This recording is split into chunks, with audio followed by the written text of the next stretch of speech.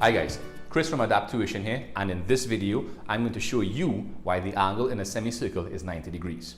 Now, it's been my experience personally and with a number of students that when they learn circle theorem in school, teachers don't show them the reasons why these rules are the way they are. They don't show them why they are right or why they're correct. Now, I only learned the proofs behind these things a few years ago, strangely enough, and I really enjoyed learning them, and I'm hoping to pass that on to you as well. So it's also kind of in keeping with my belief that math is not just supposed to be about learning formulas, rules, and theorems, and then just doing an exam and forgetting about them. Math is so much more than that. It's about seeing patterns, logic, and being able to explain why.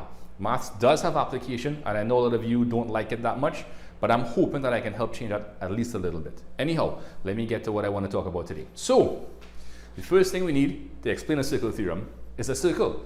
So let's get a circle going there. We need a diameter to make a semicircle, and we're going to have two lines coming up from the diameter to meet at that point B. Oh, sorry, we have to name points as well, and the center of the circle. So the theorem goes that the angle up at B, the angle in a semicircle, is 90 degrees. But why is that so? Very simple explanation, as a matter of fact.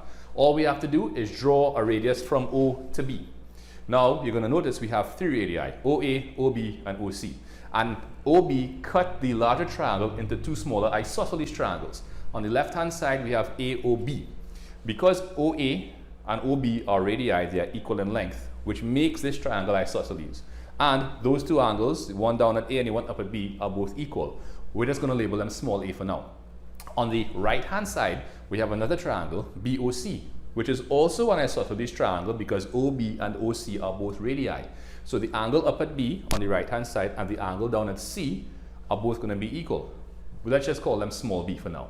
Let's take out the radius OB, and we're going to see that we have the larger triangle.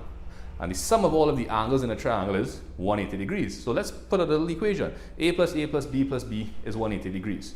Let's simplify. A plus A is 2A, B plus B is 2B, and that's still equal to 180. Now, we're going to divide by 2 on both sides of the equation, which is going to give us A plus B is equal to 90 degrees. And if we look up at the top at B, that was made up of two smaller angles, A and B. And from the equation we just saw, A plus B is equal to 90 degrees. And that's all there is to it, right? I need to put this away now, right? So let's just shrink it down and send it off that side. Okay, cool. Right, so like I was saying, the proof is not that hard, as a matter of fact. It's actually really simple. Maybe you were taught it, but I wasn't. And when I found out, it made me very happy. And I wanted to know the proofs for all of them. And it took me a while to get my mind around certain things because I like to work things out on my own. And there are many videos online on YouTube, as a matter of fact, that explain them very simply.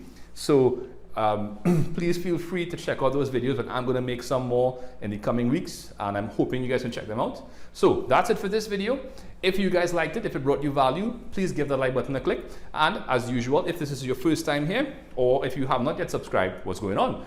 Give that subscribe button a click, and be sure to click on the bell notification to customize your notification. All right, guys, so remember, you can do anything you want to do, you can be anything you want to be, but you have to have the correct mindset and put in the work, right? Along the way, you're bound to have some trouble, so please don't be afraid to ask for help. And if what you are doing isn't working, then adapt, because change is the only constant. Okay guys, thanks for watching, and I will see you in the next video.